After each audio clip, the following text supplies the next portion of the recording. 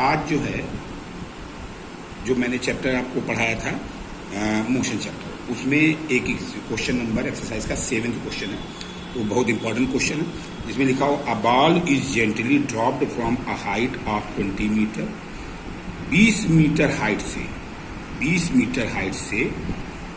Metre height से कोई ball नीचे गिराई गई है।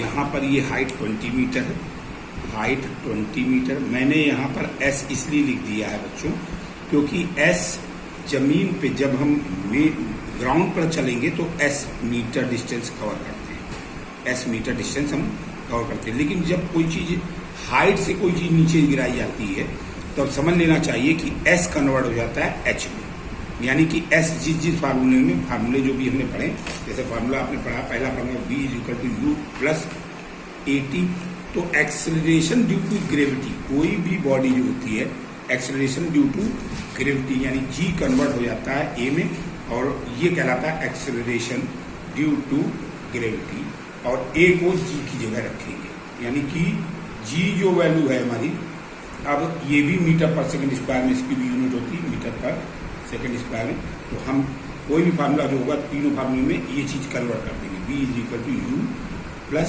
gt में ये कन्वर्ट हो जाएगा। सेकंड थिंग, इसमें ये बात बोली गई थी, a ball is generally drop from a height of 20 metre if it velocity increases uniformly at rate of 10 metre per second square. इसका मतलब ये होगा कि जो g की वैल्यू दे रखी है वो a एक्सेलरेशन जो है, एक्सेलरेशन ड्यू टू ग्रेविटी बदल जाएगा, यानी g बराबर हो जाएगा 10 मीटर पर सेकेंड स्क्वायर। क्लियर है?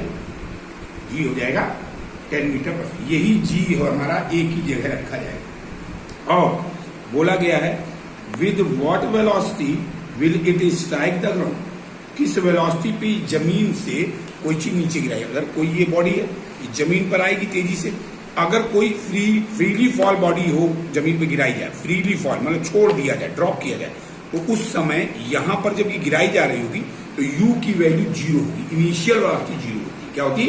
ये लर्न रखने वाली बात है। फ्रीली फॉल या कोई भी चीज बिना किसी फोर्स लगाए किसी हाइट से जमीन की तरफ गिरा दी जाए, अर्थ की तरफ गिरा दी जाए, छोड़ दी जाए, उस समय इनिशियल वेलोसिटी 0 होती है। इनिशियल वेलोसिटी क्या होती है? 0।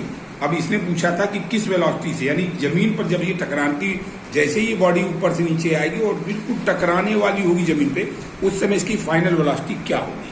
उस समय इसकी फाइनल वेलोसिटी को हमने v मान लिया। क्या मान लिया? v।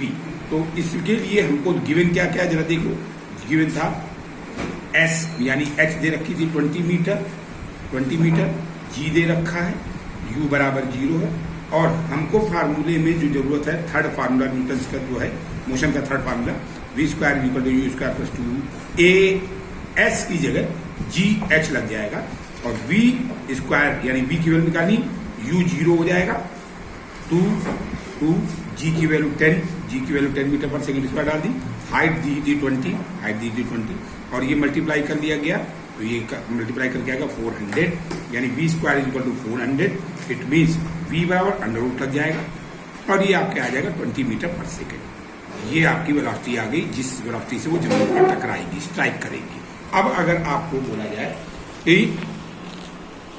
बोला जाए लास्ट में बोल रहा है at what time will it strike the ground, कितने समय बाद ये जमीन पर टकराई, यानी टाइम पूछा गया। क्या पूछा गया? टाइम। अब आपको देखो टाइम निकालने के लिए हम क्या करेंगे, सेकंड फार्मूला भी यूज कर सकते थे, लेकिन सेकंड फार्मूले की जगह अच्छा होगा फर्स्ट फार्मूला यूज करो, इसमें कम कैलकुलेशन में आसानी से हो जाएगा। v आपने निकाल लिया है 20 मीटर, u इनिशियल 0 और a कन्वर्ट हो गया g में, और t आपको निकालना, वैल्यू पुट कर दो, v की वैल्यू आपकी 20, u 0 और g की वैल्यू थी 10 इंटू t आपको निकालना है, यानी 20 = 10t, इट मीन्स 20/10 = t। 20 को काट दिया, 2 आया, यानी कि 2 सेकेंड बाद ये जमीन पर स्ट्राइक कर जाएगा। मुझे लगता है समझ में आ गया होगा। Yes sir. Second question Intex का है, फार्मर, इसी चैप्टर वही चल रहा कंटिन्यू है ना, मोशन का ही। A farmer moves along the boundary of a square field of a side 10 metre in 40 second. अब जरा यहां सोचो कि स्क्वायर फील्ड बोला, स्क्वायर फील्ड का मतलब क्या हुआ? ये आपने मान लिया ए बी सी डी कोई एक square field, A B C D कोई स्क्वायर है, स्क्वायर है। इसकी एक साइड इसने 10 मीटर दे रखी, तो पक्का होगी सब साइड है इसकी 10 मीटर होंगी, 10 मीटर होंगी। ये सेकंड है क्वेश्चन नंबर, और वो भी है इंटेक्स क्वेश्चन का, इंटेक्स क्वेश्चन का है। और ये इसकी साइड ये भी, यानी एक राउंड अगर हम लगाते हैं इसमें तो कितना होता है, यानी इसके पेरीमीटर पर one round of square field बराबर पेरीमीटर ऑफ स्क्वायर फील्ड होता है। स्क्वायर फील्ड माने ये पेरीमीटर क्या होता है? Perimeter sum of all side है। किसी को नहीं भी याद हो तो याद रखे, sum of all side is known as the perimeter of a square या रेक्टेंगल या ट्रायंगल, सब साइडों का सम कहलाता है। तो हम क्या करेंगे, वैसे रूल ही होता, अगर इसकी साइड अगर ए होती तो चारों जोड़ो, ए प्लस ए प्लस ए प्लस ए, 4a, यानी 4 साइड है ए 10, ये आ जाता 40 सेंटीमीटर आ जाता, ये आ जाता 40 मीटर। अब इन्होंने बोला था 40 सेकेंड में, वो बोल रहा है बुक में जो क्वेश्चन बोला गया था उसमें बोला गया था a farmer moves along the bound square field of side 10 metre in 40 second, यानी कि जो फार्मर है वो मूव्स कर सकता है एक स्क्वायर फील्ड में, उसके पूरी बाउंड्री में 40 सेकेंड। कितने में? 40। What will be the magnitude of displacement of the farmer at the end of 2 minute 20 second, यानी तो कंटिन्यू में ये इसमें बता दिया था कि पूरा राउंड वो 40 सेकेंड में ले रहा है। अब बोला है what will be the magnitude of the displacement of the farmer at the end of 2 minute 20 second from his initial position. बड़ा सिंपल है, इनिशियल पोजीशन का मतलब ये हुआ कि हमने यहां से ए पॉइंट से चले, ऐसे आए, ऐसे गए, ऐसे आए, एक राउंड, फिर ऐसे गए, दूसरा राउंड। ऐसे में कितने राउंड हमने इतने टाइम में 2 मिनट 20 सेकंड में निकाले। तो हमने पेरीमीटर तो निकाल रखा है, पेरीमीटर अपने पास कितना है इसका 4 इंटू साइड से 4 इंटू ए लगा करके 4 इंटू 10 बराबर 40 मीटर हो गया। अब यहां पर हम जो देखना चाहते हैं कि 2 मिनट इन्होंने पूछा है question, according to the question in 2 minute 20 second में मैग्नीट्यूड ऑफ डिस्प्लेसमेंट निकालना है। क्या निकालना है? Magnitude of displacement. तो आपको यहां पर ये पार्ट तो मैं हटा देता हूं, और इसको यहां पे देखना है आपको, मैग्नीट्यूड ऑफ डिस्प्लेसमेंट, मैग्नीट्यूड। काफी लोग जो है मैग्नीट्यूड ऑफ डिस्प्लेसमेंट ये आपको फाइंड आउट करना है। यानी कि इसमें कुछ लोग क्या सोचते हैं कि उनको लगता है कि यार मैग्नीट्यूड का मतलब ये होता है कि इनिशियल पॉइंट से कोई भी वो शॉर्टेस्ट डिस्टेंस जहां पर वो बॉडी प्रेजेंट हो, ये वहां का डिस्प्लेसमेंट माना जाता है। जैसे बॉडी यहां पहुंच गई तो बस अकेले इनिशियल, फाइनल माइनस इनिशियल करना है आपको, यही इतना मैग्नीट्यूड माना जाता है। अगर यहां पे पहुंच गई तो हमको डायगोनल खींचना पड़ेगा, तो ये शॉर्टेस्ट डिस्टेंस निकाली, ऐसे प्लस ऐसे नहीं माना। डिस्प्लेसमेंट ये डिस्टेंस कहलाती है, ए से बी जाना और बी से सी जाना डिस्टेंस कहलाती है, लेकिन ए से डायरेक्ट सी तक आना ये डिस्प्लेसमेंट कहलाता है। Final point minus initial point ये होता है। अब यहां पे आओ मैग्नीट्यूड, तो 2 मिनट 20 सेकेंड को पहले तो हम कन्वर्ट करे दे रहे हैं सेकेंड में, यानी 2 मिनट को कर सकते हैं, 2 मिनट है, मिनट को हम कन्वर्ट कर दें 2 इंटू 60, 120 सेकेंड हो गया, और प्लस 20 सेकेंड और है, प्लस 20 सेकेंड और है, टोटल मिला के हो गया 140 सेकेंड। अब आप ये चेक करो कि 40 सेकेंड में यहां पर इसने बोला है 40 सेकेंड में एक राउंड, इन 40 सेकेंड 1 राउंड वो कवर करता है। अब आपको 140 सेकंड में कितने राउंड होंगे आप सीधा निकालो।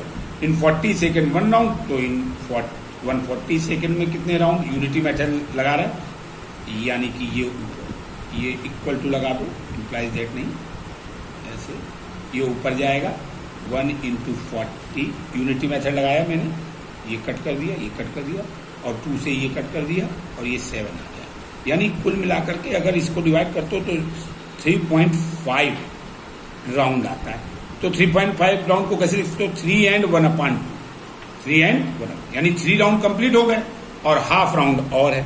इससे पता लग रहा है 3 राउंड में जब आएगा वो, तो ए से बी सी डी तक एक राउंड, फिर से ए बी सी डी दूसरा राउंड, फिर अगेन ए से बी सी डी ए पर तीसरा राउंड।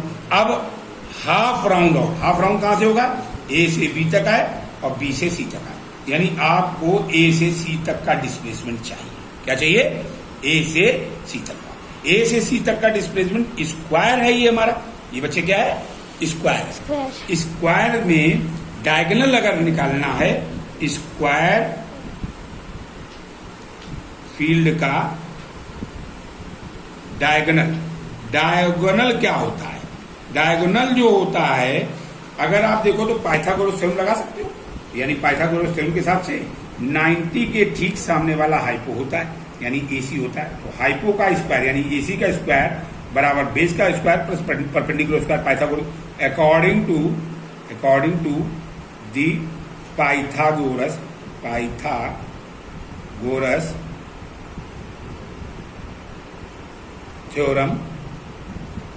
थ्योरम के हिसाब से हम क्या कर सकते हैं, हाइपो का स्क्वायर यानी एसी का स्क्वायर बराबर ए बी का स्क्वायर प्लस बी सी का स्क्वायर हो जाएगा। ये है ए बी का स्क्वायर प्लस बी सी का स्क्वायर, ठीक है।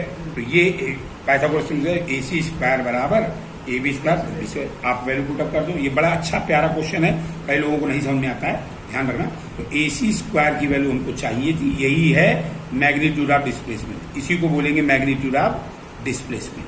तो ए सी स्क्वायर, ए बी की वैल्यू है 10 मीटर प्लस बी सी की वैल्यू भी है, स्क्वायर की साइडें बराबर होती है, 10 मीटर ये भी हो गया, यानी कुल मिलाकर के ये निकल के क्या आ जाएगा 100 प्लस 100, यानी ये हम लाइन यहाँ पे जरा खींच दें ऐसे, जिससे कि आपको पता लगे ये पोर्शन अलग है, यानी ये ए सी स्क्वायर बराबर आ गया आपका 200, यानी A C is equal to under root 200।